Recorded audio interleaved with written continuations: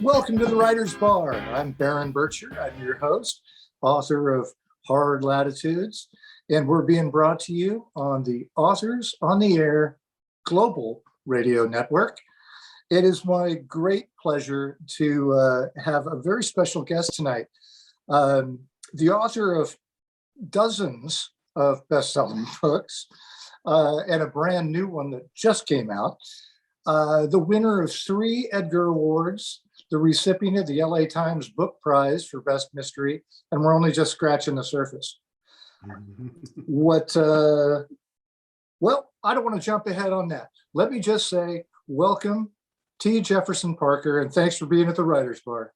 Cheers. Nice to be here. There's no other bar I'd rather be in the entire universe right now, Baron. So thanks for the invite. Right on. Well, thank you for that. I appreciate that. Let me start by saying there were 2 things that absolutely knocked me out about the book, not the least of which is probably the coolest cover of any book I've seen in I don't know how long. Isn't it something? A lot of people just love that cover, and I'm one of them. When I first saw it, I thought, oh boy. It's so evocative of what you end up writing about. So we'll come back to that too. The other thing is just the title. The minute I heard it, we grew up not too far from one another. I grew up in Dana Point. You were a Laguna guy, and that's just a stone's throw up Coast Highway. Right next door. And I remember the old legend when I was a kid was that Thousand Steps Beach was the nude beach. So every teenage guy I knew was making some sort of a plan as to how to get to Thousand Steps Beach. And by the way, I don't think that ever turned out to even be true, did it? I was going to say there's no naked people there, but it's a heck of a nice beach. Well, the myth survived anyway. Good. Hey, so before we talk about the book, I was hoping maybe you would bring us up to speed on kind of, you were a reporter before you were ever a best-selling author. What was the path that led you to being interested in being a reporter? And then subsequently, from reporter to author, and how did that skill set inform your authorship? Yeah, good question. You know what I did when I was really young, when I was in college, I think. I swiped Hemingway's advice about teaching yourself, learning to write by working for a newspaper.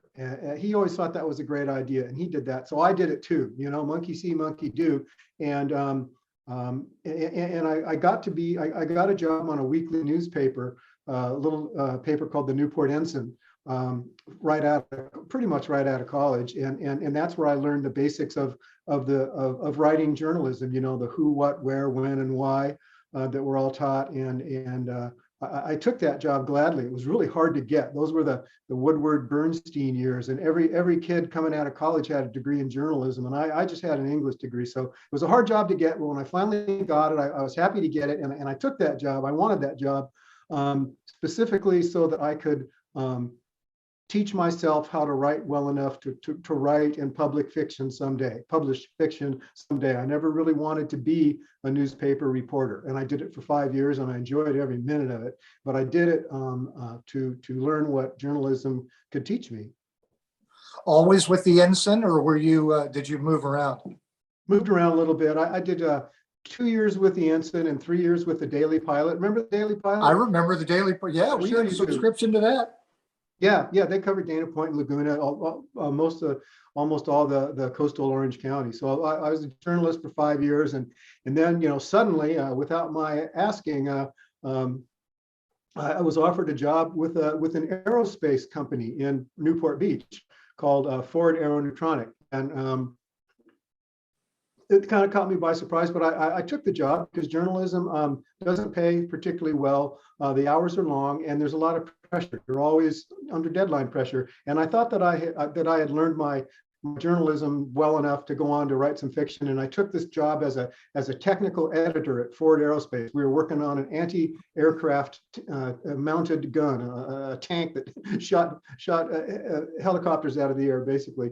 And I did that for 3 years, and I taught myself to write fiction on after work as a journalism and as an editor, and then on weekends and holidays, I was a bachelor, and I stayed a bachelor well into my life in order to be able to write when I wasn't working. And so that was kind of the way that I plotted out my career as a fiction writer, even though I had no real formal training in that at all. Did you study writing as a young man yourself? No, not at all. My degree is in finance, and Okay. I've always had a fondness for music, and I was a musician for a long while. So maybe that's where the creative part of it snuck in. But Yeah. no formal education whatsoever in the craft.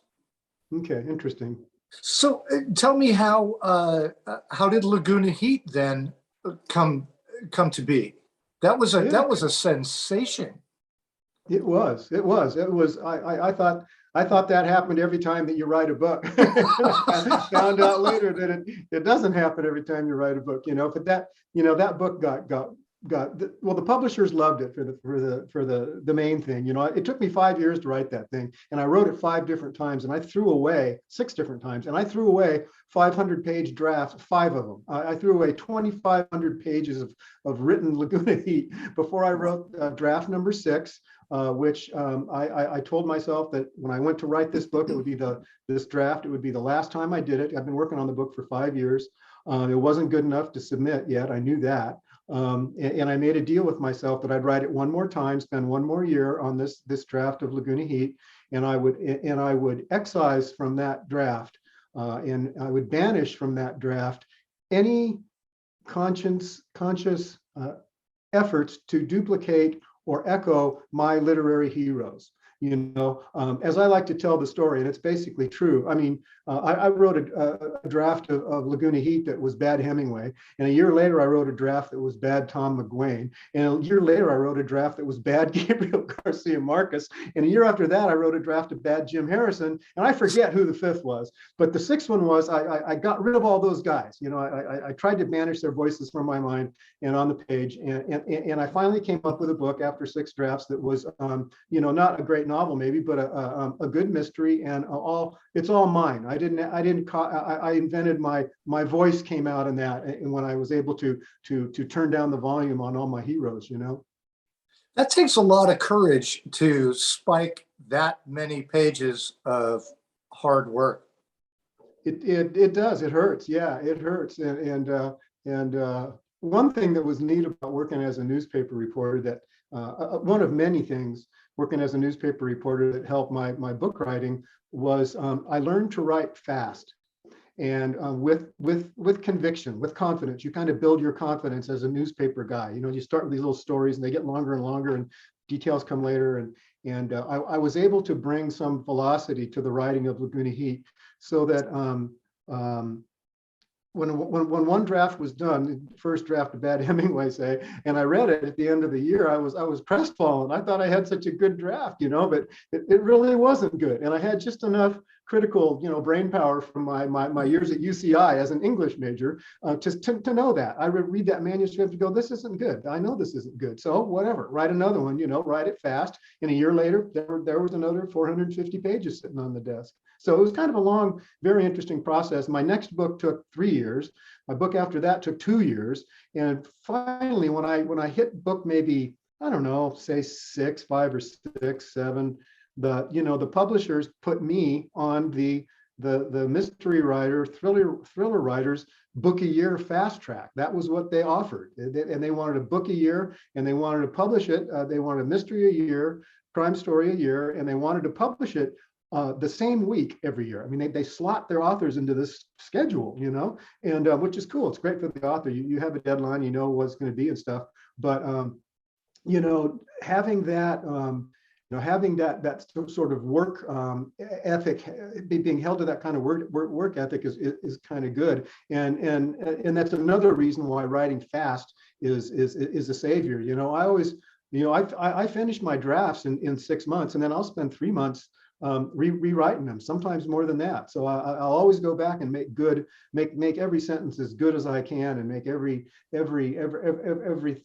logical and explicable and according to character, you know. But the first draft, I come out like a greyhound, you know. I just go. Do you let it sit when your manuscript is finished? Do you let it sit for a bit, or do you just come back next day and just start editing?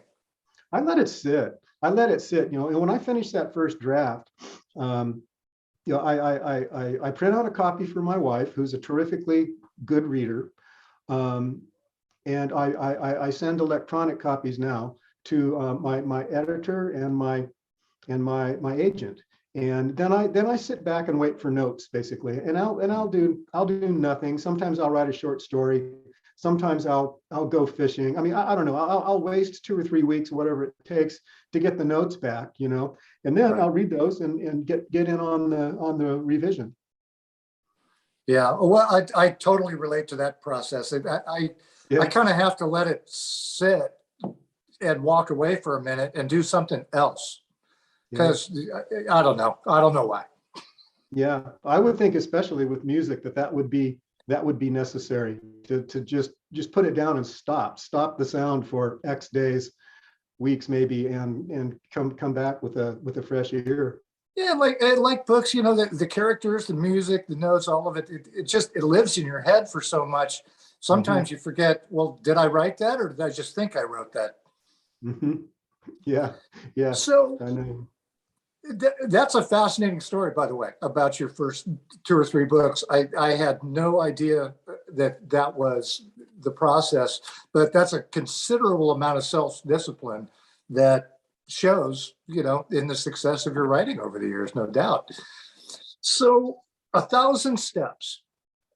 This is, you've written Laguna before. Mhm. You lived there, you grew up there, I gather, right? You went to high school there and all I that? grew up over the hill in Tustin, and then I moved to Laguna when I was whatever. I lived in Laguna for 20 years. When I was between age 30 and 50, I lived Okay. in Laguna Beach. But yeah, I grew up in Tustin. Well, And that's same neck of the woods, isn't it? yeah, yeah, for sure. And you know, as a kid, a 14-year-old kid specifically, in 1968, when A Thousand Steps is set, I was 14, and I was making raids on Laguna, with my buddies. Our moms and dads would drive us to Laguna and dump us off and come back and pick us up at the end of the day. And we would body surf, and we would go get burgers, and we would, you know, go to the Sound Spectrum and buy vinyl records, and just all the cool stuff that you can do when you're a kid in Laguna, you know. And to my eyes, to my 14-year-old eyes, Laguna Beach in 1968 was just this phantasmagoric, psychedelic, kaleidoscopic, weird, strange place. Physically gorgeously beautiful. Its beaches are nonpareil, I think. The village is artsy, and there's lots of galleries and painters and strange people around, and creative people, creative types, in a good way. I mean that. And in 68, of course, it was invasion of the hippies, you know, because the Summer of Love was 1967 in San Francisco, and they all got sick of that, so they came to Laguna. And so Laguna was just exploding with these young people with crazy hair and their tie-dye, and, you know, all the dope they brought with them and stuff. The whole town smelled like marijuana that year. I remember that as a 14-year-old. And just the general level of visual spectacle that was around, you know, the demonstrations, you know, marches, the cops chasing people around, all the dope in the air, the deals going down that you could see, you know, no secret to who's selling what to whom. And again, against that backdrop of beauty and nature and the beach and everything. So, you know, to me as a 14-year-old, I was just gobsmacked by the whole thing, you know. And I remember I lived that really intensely, collecting those moments and those thoughts and those experiences, subconsciously. I had no idea I was going to be a writer when I was 14, and so I wasn't saving them for a book. But when it came time to write a book 2 years ago, for me to write another novel, I thought, you know, I'm gonna go back to 1968, and I'm gonna ransack my memory for everything that I did and imagined and thought in that city at that time. And so that's what I did, and that's why A Thousand Steps has kind of an immersive feeling to it, is the way my editor likes to describe it. And I think that's good because the novel feels in a lot of ways lived because I was there and I saw that stuff, and I lived through it. And I didn't do every incident that happened in the book. I'm not saying that,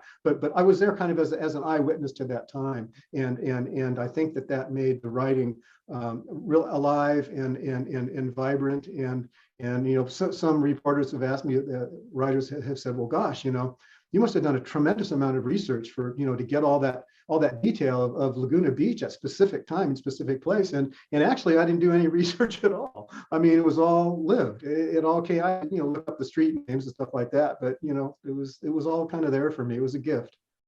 It's so comes through on the page, and this will just sound like such fanboy pandering, but I have to tell you, it's just so real. And my new series is set in the early 70s. Same kind of thing. You mine your experience, and you try to do it in as authentic as in a way as you can. And if your memory is a good friend, then it really does come through. I remember so well, and you captured it so well on the page here. The Taco Bell, and then right across PCH on the east side of the highway was the what was it called? The Mystic Arts World was right across the street, where all the Krishnas would walk up and down and all this stuff. And I was forbidden by my parents to ever go in there. You're not allowed to go in there. And on the other side, with the Taco Bell was just crawling with hippies all the time, 24 hours a day, right? And that was just sort of the south end of Laguna, and it just got weirder as you went north. And you're exactly right. And then and what you said though, it is a spectacle though. It was a circus, and it went on for years, but you nailed it.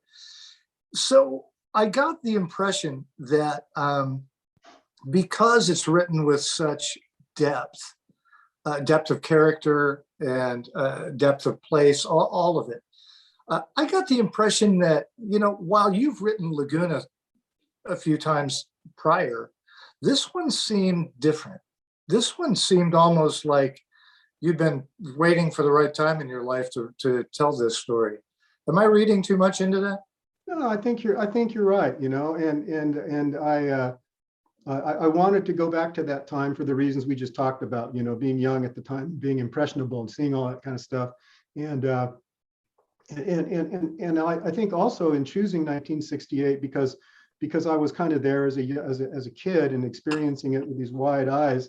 I got lucky in that, because 1968 was a seminal year in the history of America, and as personified by California, as personified by the coast, Laguna Beach. I mean, everything that was going on in the country was going on there, and so for me to be able to write about that through that young man's eyes again makes it. I was lucky to write that. When I set my very first book, Laguna Heat, was set in Laguna Beach. Obviously, it was published it in '85. So I started writing it in like 1980, and it's a contemporary tale of 1980 to 1985. And 1980 to 1985 in Laguna Beach was a fantastic time to be living there and writing about it and all that stuff. But it couldn't hold a candle to 1968, just as far as the world around it.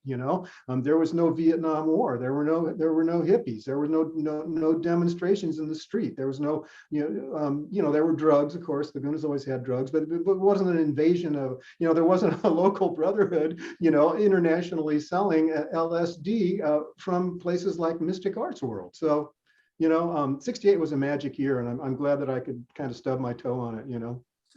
How much, speaking of Mystic Arts World and the Brotherhood of Eternal Love, which was a real outfit, right? Yeah, it was a licensed in California church, among other things. The Brotherhood of Eternal Love.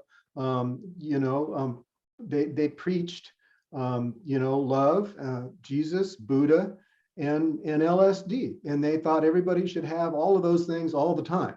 and they took it upon themselves to supply those things to people, and that's what they really believed in. They believed in higher consciousness through acid and prayer and all that. And I don't know any of them personally. I've interviewed a few kind of well, I've interviewed a few of Brotherhood guys who were willing to talk about that time and stuff, and they really were, especially I think, a very iconoclastic, strange, enthused kind of group. You know, they weren't the mystic zealots that a lot of people made them out to be, and they weren't the hardcore international drug smugglers that they were made out to be, although they did some of that, you know, very, very, very proudly. So anyway, interesting group of cats, to say the least. And most of the ones that I've talked to are happy to relive that time and tell me a little bit about what they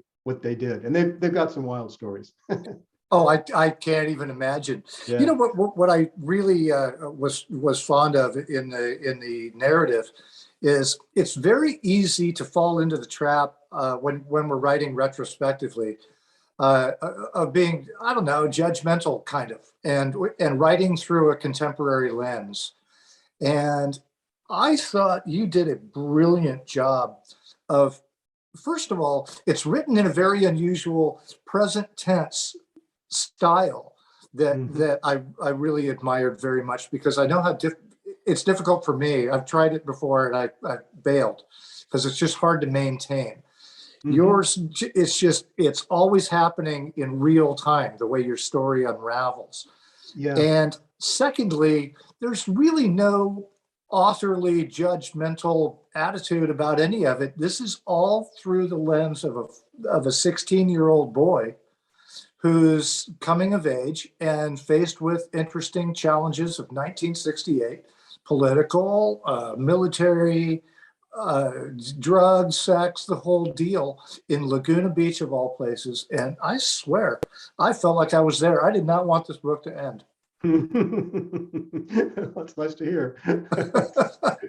Yeah, that's good. That's good. Well, Yeah, did you find it? Did you find yourself having to do that, or is it just your nature to just write and not judge your characters? not to judge so much. You know, I was pretty conscious about not judging according to the way people in 1968 were judging each other. You know, I mean, 1968, just like our years now, 2020, 2021, was an extremely, people like to say divisive, what we are now. Well, it was very divisive then. I mean, the genders were at each other's throats. Race relations were terrible. The assassinations, the war. I mean, people were polarized in max in 68. And so my going in position on this one was to let Matt, let Matt see and interact in this world in which he's looking for his missing older sister, and not fall into the cliched camps that a lot of people did. So I try to stay fair. I try to show that just for example, that the big mean cop who likes to throw hippies into his van, his arrest van, Moby Cop they call it, really has he has some real principles about him, because he actually believes that marijuana is going to undermine and destroy this generation of youngsters. He believes it, and some of his contemporaries did back then. And so that's okay. I think I can portray that, and I think it's okay also to give nuance to the skullduggery of the drug people maybe, and the general lassitude of the stoners. I try not to get too hard on anybody. And again, Matt Anthony, the main character who sees all this and over whose shoulder we experience this, he gives me a break there, because he's just 16, like you mentioned, and he's not super judgmental yet. He's young enough to be. He's very impressionable. He's very alert. His senses are very alive, but he's not. He doesn't have firm, hard. He's not a Republican or a Democrat, and he's not a stoner or a teetotaler. He's kind of a kid in the middle, becoming as the story goes. And so I tried to be non-judgmental about those people, and sometimes see any people, my characters mainly, and see the good and the weakness and the foibles in them, as well as the courage and how hard it is to be a mom. Julie is battling an opium addiction and trying to raise her kids who are afraid and not having a good time of it. Matt's older brother's in Vietnam fighting. Matt's one step from being homeless most of the time, and his sister's vanished. And so his poor mom's dad's gone. He's long gone. He's been in Texas for years. So mom's trying to hold this thing together. And I wanted to try to show her weakness and vulnerability as a world-class stoner, and also her strength and conviction when it comes to trying to care for her daughter, especially who's in the wind. She's gone. Well, I thought you did a really beautiful job of developing Julie and the dad, who either of which could have fallen into caricature because of the times, because that this is part of the narrative structure to show where the boundaries of society were. Mm-hmm. But that's not how humans are.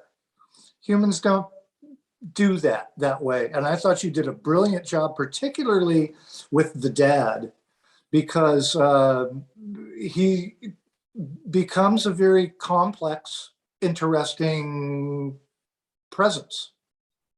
Well, thank you very much. I worked hard on Dad. I like that character, starting with Laguna Heat back in '85.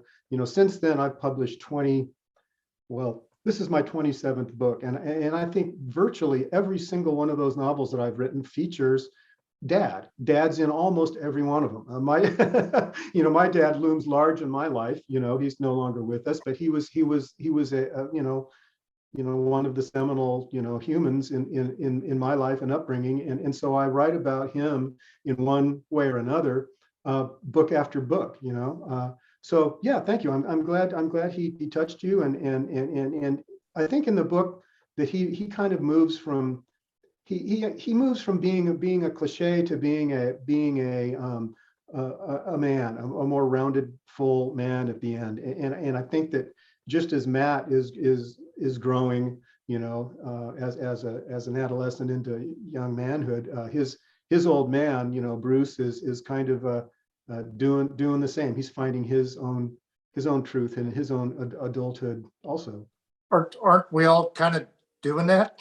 Yeah, I think we are, and I think we do, and that's why novels are great, because they can. Yeah, well, it takes a lot of balls to write it that way, though, and it worked.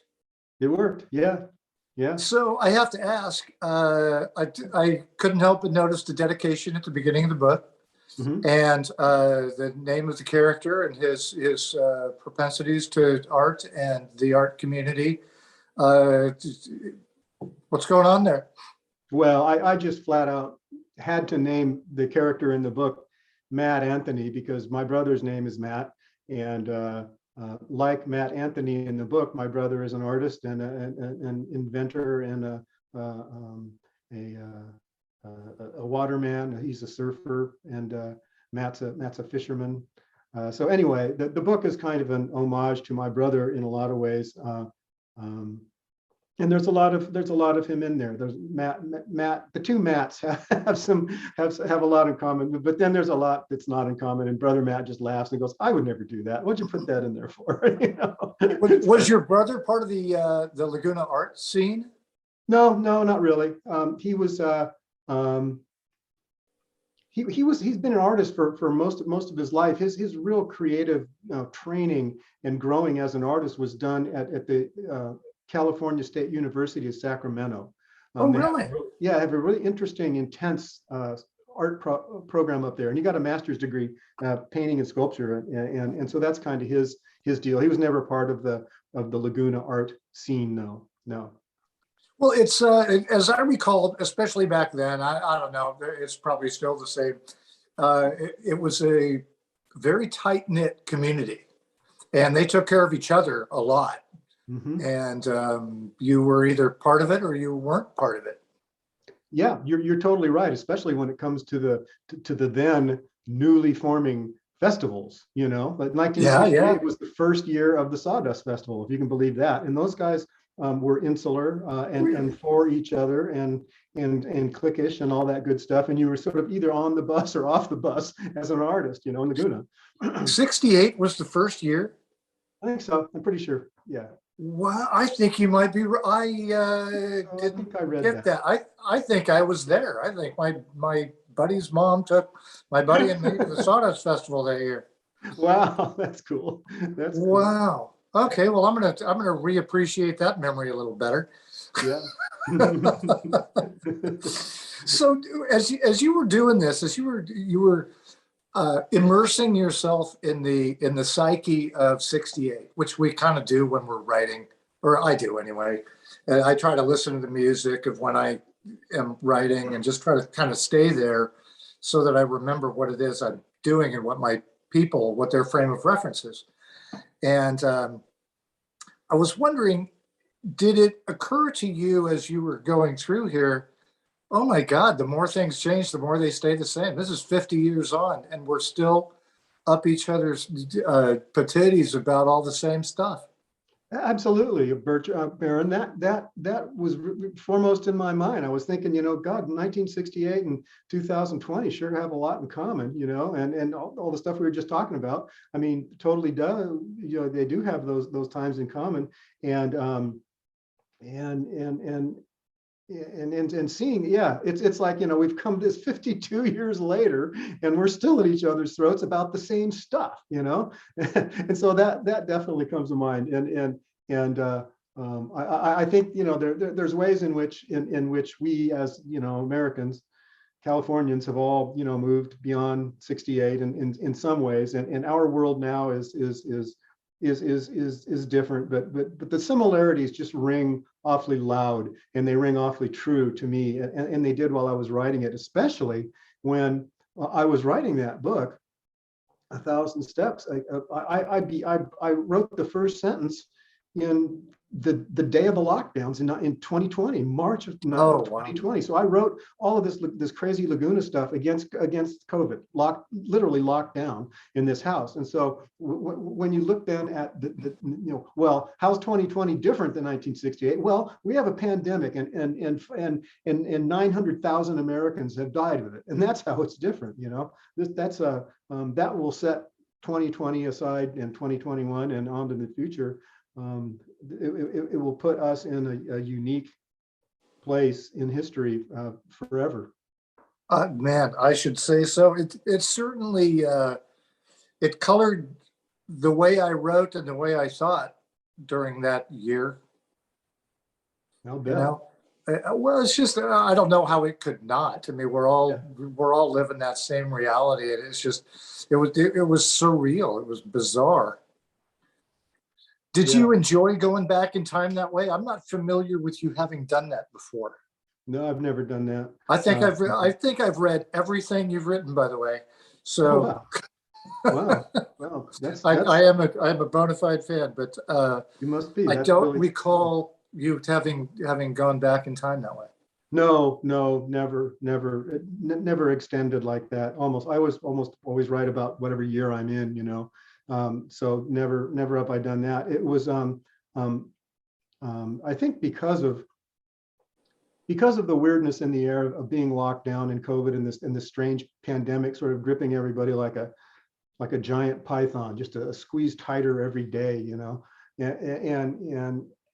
that I think made me really appreciative of the bank of memories that I'd carried around for so long, to be able to go back to that time and just kind of immerse and lose myself in it.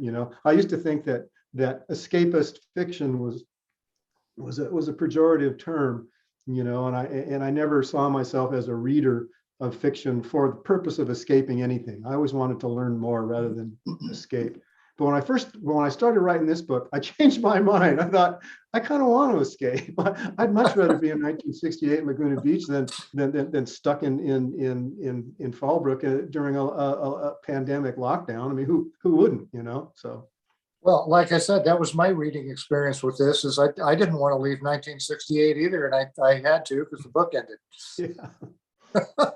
So, would you consider going back and doing it again? Was it a fun experience for you, or was it been there, done that? Well, both. I'll tell you, the writing of the book was, I've never, in all my many years of doing this, I have never written more and faster and had a book just rush me and give me the story like this. This was it was the fastest by far that I've ever finished a first draft, and it was the longest by far. It was 600, 700 pages long, and I cut it out in half by the time I went back for the final edits and stuff. But so anyway, the book rushed me. It really came at me hard, and I could barely write fast enough to keep up with it. And when I was done, I knew that I had a good book on my hands. I felt that I had written a good novel. And my very first thought was, it was so much fun to write this book, and I liked Matt so much and stuff. I want to do the sequel. I just want to keep it going. I want to just start tomorrow and see what Matt's going to do as an 18-year-old or whatever. And the more I thought about it, the more I thought, nah, I don't want to do that. I don't want to do that. I don't want to do that. I want to do something else. And I found a better book to write than that, I think. But I didn't want to do that because I didn't want to intrude or make worse, water down, dilute's the word I'm looking for. I didn't want to dilute that book with a sequel. So no, I don't think I'll do 68 again. And I don't think I'll pick up Mad Anthony again. Maybe, I don't know. If people love the book, maybe I'll do that. But thanks for asking, though. I was really tempted. I thought, man, I got to do that again. And I thought, nah, I don't think so. Well, when you do something that's that immersive, at least for me, it was hard to let go of for a minute, Yeah, me too. Me too. I really liked being there, and I liked being in that tone of voice, and I like that snappy present tense stuff, and yeah. But Have you done that before? Have you done that Sure. present tense deal before? Yeah, I have. I've written long passages in the present tense. I've never done a whole novel that way, I don't think, Baron. No, first time. Yeah. Well, I was about 50 pages in when I recognized it and I went, holy crap, this whole thing's happening, like it's unfolding in real time. Mm-hmm. And Yeah, that's tricky. It is tricky. Mm-hmm. It's like second person kind of stuff. That's super tricky too. Don't start it unless you're going to finish it. Yeah. Well, you're right. Because you really can't. I mean, if you're going to write a novel and and it's going to be present tense, you're going to have a tough time going back and forth into the simple past tense or whatever. It's tough. It's certainly the best mode for this story, I thought. I mean, I in retrospect, I can't think of a different way to tell it that would have been better. Yeah, you could have written the whole thing in a third person simple past. It would have been pretty. You could have gone scene to scene that way. But there's something neat about that present tense. It took me a while to get used to it. It's been around and widely used by writers for decades now, but not forever. I mean, I came to it back in the 80s, I think. Jay McInerney and Bright Lights, Big City, and that really, that was a second person book, but it was the tense was present, and so anyway, over time I kind of grew fond of it, and I wanted to give it a try here, and I thought that it would be the ideal way to present Matt's world with immediacy and kind of a minimum of filters. So 27 books in, and I don't know, any idea how many short stories and so forth? Oh, a dozen, maybe, not too many, 15. Yeah, maybe closer to a dozen. I don't know. That's pretty remarkable. So 27 books in, how has your process changed? It hasn't really changed too much, Baron. I think what's changed for me is I spend more time now hatching the story out ahead of time before I start writing it. When I was young and I finished my sixth draft of Laguna Heat over 6 years, and the work on that book was finally done, and it had been accepted for publication. Say it was a Friday, and I started writing my next book on Monday, and that was I kid you not, that's how crazy and ambitious and adrenaline charged I was to be writing, and to be a writer. And so that's changed. That's changed over time. I spend months sometimes now trying to get to the point where I'm imagining a story where I can hear and see that first sentence, and I know that it will lead to a good second sentence. It just takes me longer now to get going, and I think I know for a fact that I'm much pickier now about what I write about and how much I have to know about a story before I begin it. I'm much more calculating. I think that a lot of writing it's not just how well you write.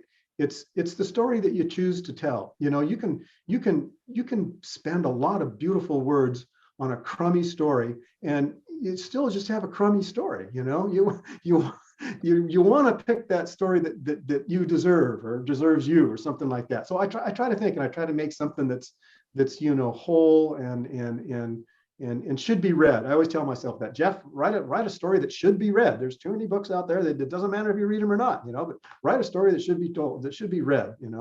Think of your reader. So Is there pressure to not do that for you?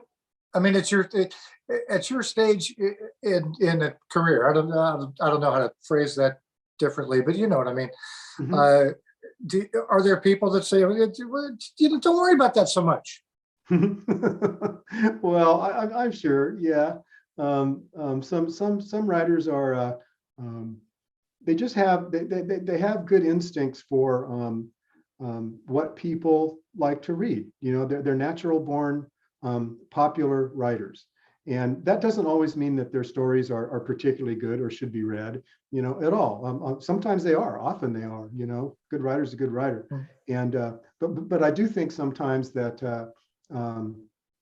writers of any quantity and success at all will tend to be trapped sometimes by their conventions, their own conventions, and their own success and all. And rather than asking themselves, is this a story that people should read? They're asking themselves, is this a story that people will read? It's like, yeah. So I think, and I'm guilty of that a little bit. I've used certain tropes and conventions that I have found to be liked by people. Like I listen, critics, but even more just regular readers, like people I meet at a book signing or something, saying, I really liked the scene where Matt Anthony goes fishing, and I'll put that away, and in the next book that I'm writing, I'll see if I can come up with a fishing scene or something, not above that. Plus, I like the damn scene to start with, so of course I'll write another fishing scene. Well, is there an aspect of writing? Well, I mean, I'm sure there is. There is for all of us. Question is this: what aspects of the process do you like best, and what do you like least? That's a good question. That's a writer's question. I'm lucky, and probably like you. The reason that I do this is because I really do kind of like to write.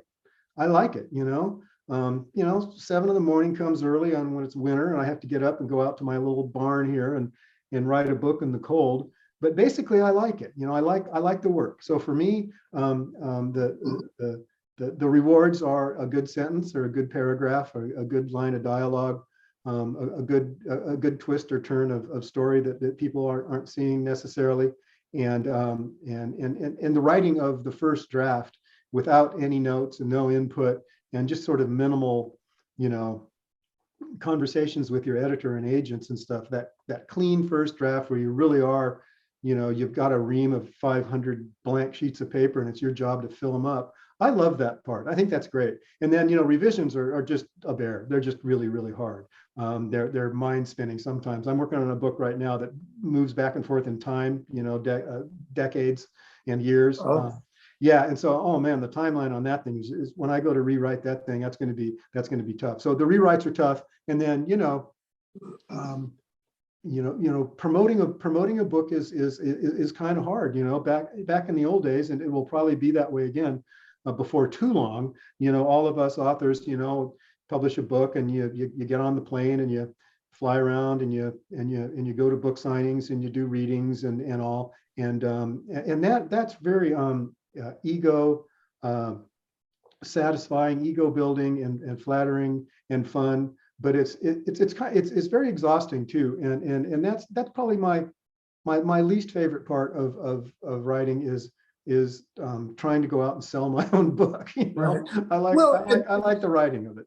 and it sounds like for the same reasons that I feel the same way. I love meeting readers. It's not about that. That's the best part of the whole game, is meeting readers and talking and signing books and stuff.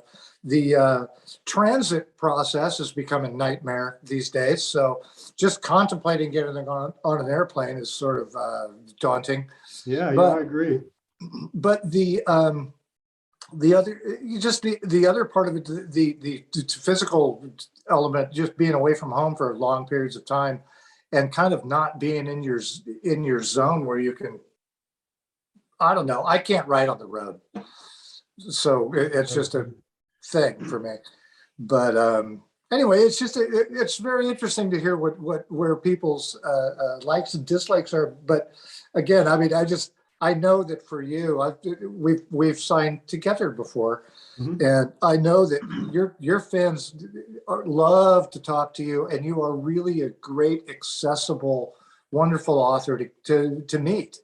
Well, thank you. I enjoy that part of it, just like you do. I like talking to the fans, and I'm always curious to find out what they like and don't like about a book. I'm always surprised, and that Yeah, exactly. It is surprising sometimes, isn't it? Yeah. So speaking of that, we got this brand new book. It's out just today, I think. And where can your fans find you and your schedule on the web so that they can come see you and get a book signed? Oh, thanks for asking. Yeah, I have a web page, www.tjeffersonparker.com, and there's a calendar schedule on that, and it'll list all the events and stuff. I'm going to do a few starting. Yeah, started well now. I'm going to be doing some live events at bookstores and Actually in bookstores with humans and stuff? Yeah, a couple. Yeah, a couple. Ones I don't have to fly to for the reasons that you just said, But I live near San Diego, so I can drive to LA and Orange County and San Diego and do Right stuff on. like that. Yeah. So anyway, go to the webpage and check out the calendar. And I'll be doing some Zoom talks, and some of those are interactive and some not. And so I'm around. I'm easy to get, and I'm easy to contact too. I have an email address on the website that anybody can, if you want to write and say hi, and talk about the book, whatever. I'm easy to get. And do you respond to those? Do you answer them? Yeah, sure. Yeah. I have a nice Facebook page too. I think it's called an author's page, something like that. And I do posts and things on that, and I'm gettable through that page too. So and Twitter, I tweet out now and then. I'm not a social media guy at all. I'm not very good at it, but I do have a small presence in those ways, and I'm track downable. So get a hold of me if you want to talk book. Well, it is important that that people recognize you're also an author, and that takes time. And you need a little free space for your imagination to do its work so that you can write the next book. So we can't be promoting all the time, right? Nope, spoken like a writer, Baron. You know the drill. So I have to ask you before we jump into the final phase of this whole torture fest for you. So. Do you have a passion project that you've had in the bottom drawer of your desk that you've been thinking about doing someday? No, I don't. Because you just jump in and do it. Every time you have a passion project, you just write it. I just write, and there is a bit of what's the word, precedence, or there's a bit of that great hidden secret book that you ask about. There's some of that in everything I write. I break off little splinters of that. It seems to be the most that I can get my head around, and I do feel that there's in there some a great story to be told, and I'll keep looking for it. And I think each of my books contain shards of that great story, and maybe I'll get a bigger hunk of the ore next time. It would be neat to write the great American novel, whatever that is. And so I'll keep trying. I think it's good to keep your sights high, and to try to find that one thing that you were born to do. Well, I've sure admired your courage, and I don't mean courage because you've done something so radical or anything, but that you don't ever constrain yourself. You never have, not from Laguna Heat to Little Saigon. That's kind of a jump. That was a jump. That was a big jump. Yeah. I like that. I like that, being able to make those kind of jumps. And I always, I've enjoyed writing my series. I've written 3 series. One was 3 books, and one was 6 books, and one was 4 books. Of the 27 that I've written, those were series books. And as much as I enjoyed writing them, I think that writing series books is more difficult and less enjoyable than writing standalone novels. And I think that my best work is in the standalones that I've written, like this one, like 1,000 Steps. Well, I think it's due. Well, first of all, I would disagree with you. I think your series are as solid and propulsive as any of your standalones. Yeah, I mean, you really have a unique gift for both story and character, and that's not, as you know, that's not common. Well, those are beautiful words, and I thank you for saying that you think that those that my series books hold as much water as the standalones. I value that a lot, and I do find them hard to write, and I always think that I could have done better. But then I think that of my standalones too. We all hold ourselves to ridiculously high standards. Well, sure. When we think about a series, that's like that's a 1,000-page novel, right? That's a lot of depth that you get into with characters. If you're doing three volumes at 300 pages apiece, that's a lot of character development, and it's a lot of knowing where you need to go and where to stay away from, and just all of that stuff. It is a different kind of challenge, isn't it? Yeah, it definitely is. I thought when I started writing when I decided to write a series way back in the 90s, a three book series I wrote, I was surprised how difficult it was to write that first one, and then be expected to follow it with your very next book be about the same character and basically the same setting and the same job, and she was a sheriff's deputy.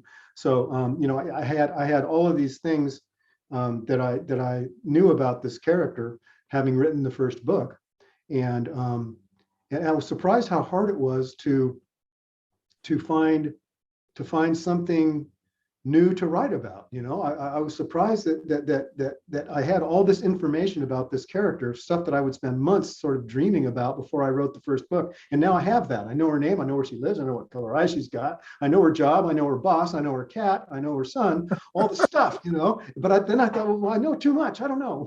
Where's the mystery?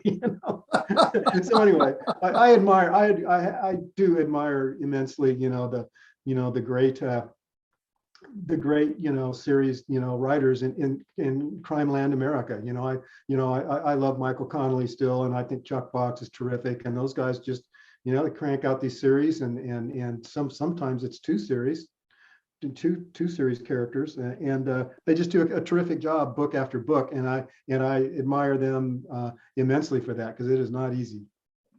No, you know what? None of it's easy. And like I said, I admire your courage as a writer for 27 books so far. And every one of them has been just all out. It's light the fuse and let her rip. Thank you. And just one more time before we do have a tradition here at the Writers Bar, and we call it it's last call. Okay. We're going to do 3 quick shots, but before we do that, I just want to pimp the book one more time. There it is. You got to buy this thing. You got to read this thing. You got to get it just for the cover. Yeah, absolutely.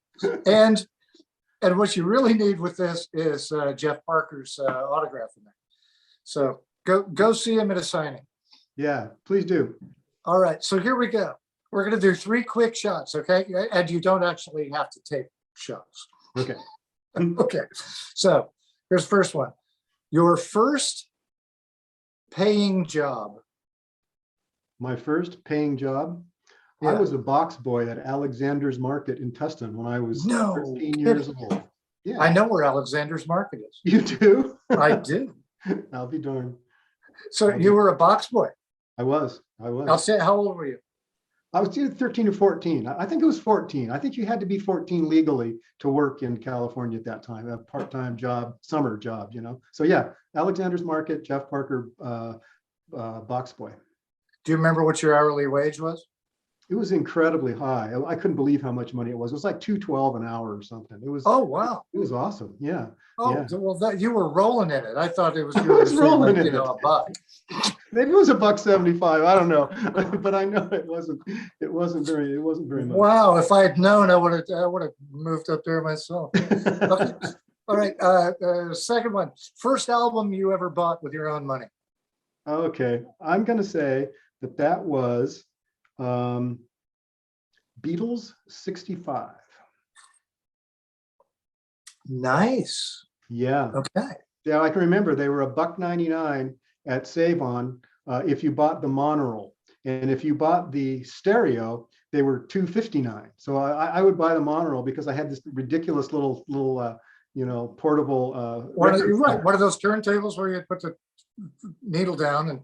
Yeah, pretty much. Yeah, pretty much. Little tiny thing, and it folded up into like a little suitcase. And then you folded it open, the speakers came out, and for $1.99 you could get Beatles 65 and literally wear the vinyl out with the needle, which they were so heavy and so sharp. I'm sure you remember that as a musician. I mean, I do remember that.